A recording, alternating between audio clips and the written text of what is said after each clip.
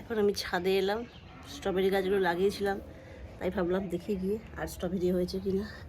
তো এখানে এই গাছটাতে দেখছি দুটো স্ট্রবেরি হয়ে রয়েছে এখনও। এই একটা লাল টসটসে, এই একটা দুটো পেকে গেছে। এটা হয়েছে কিন্তু এটা এখনও ভালো পাকেনি।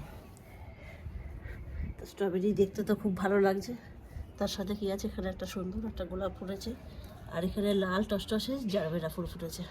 পাশে একটা আছে, ওটা এখনও হয়নি। তো এখন এই স্ট্রবেরিগুলোকে তুলে নিয়ে যাব।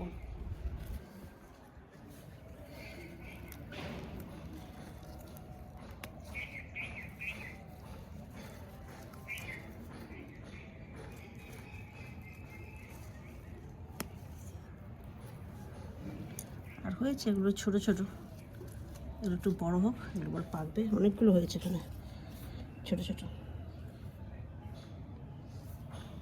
এখন এই দুটো পারলাম আমি, বড় বড় লাল স্ট্রবেরি,